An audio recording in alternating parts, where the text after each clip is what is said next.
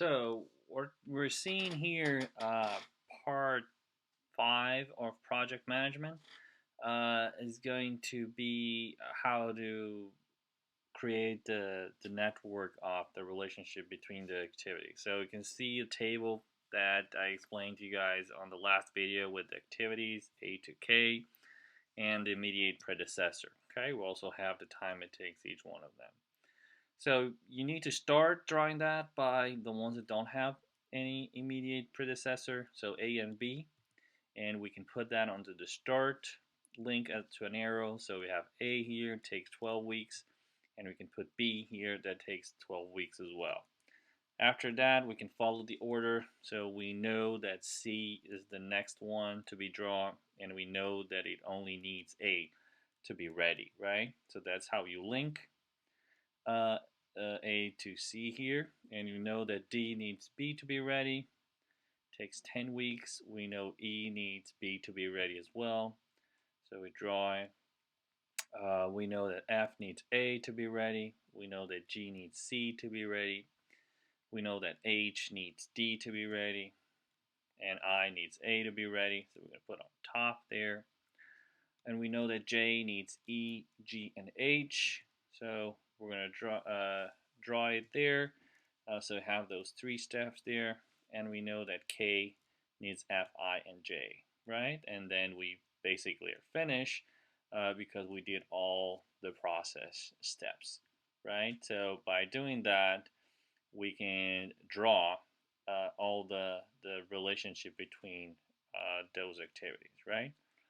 So then the question becomes, okay, but how long does it take to do the project? A lot, as you can see here, a lot more difficult than the case example that I gave you at the beginning, right? So to understand that, we need first to understand what are the possible paths. And paths are a sequence of activities between project start and finish. So how many possible sequence there are? So starting at the starting point, right, we're going to go start from the top. So this A, I, K, and finish, that's a possible step, path, sorry, right? So that's a possible path. Then we have another path that's A, F, and K, and then finish. So you mapping all those different ones and see how long they take. So that's the first one that I talked to you about. This is highlighted in blue, so that's a path. You can go start, A, I, K, and finish, right? Next one, this one, sorry, it takes 33 weeks. So how do I get to that number? So 12, which is activity A, plus I, plus K. So 12 plus 15 plus 6, that's 33 weeks, right? And now we have our first path. Now I have to, let's go to the second path. So the second path is AFK. How long does it take?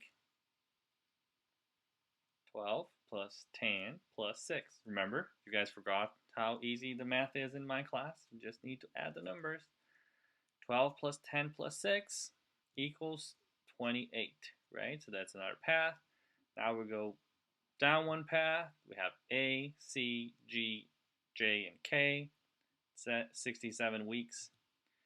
We have B, D, H, J, and K at 69 weeks. And we have B, E, J, and K at 43 weeks, right? So we have a different path. Each one has a different time. How do we know how long it takes to complete the project, right?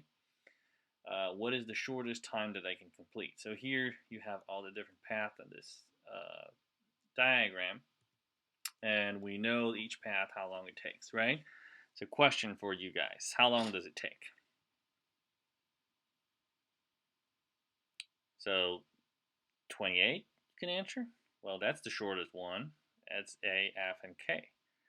But at 28, at week 28, did we finish the whole project? No, right? At week 33, did we finish the whole project? Nah. At week 67, did we finish the whole project? No, because still some steps to be done. So only on week 69, I'm actually able to finish the project. And that's what we call the critical path. So Remember that important concept that I told you guys to pay attention? Pay attention now. Very important concept. The longest path is the shortest completion time for the whole project. So very, very pay attention to that. Write down on your notes there. Put that in somewhere in your mind so that you can access pretty quickly, okay? So that's a very, very important concept. So in this case, the critical path is BDHJK, which takes 69 weeks. And that's the shortest completion time for the whole project. Okay? Does that make sense?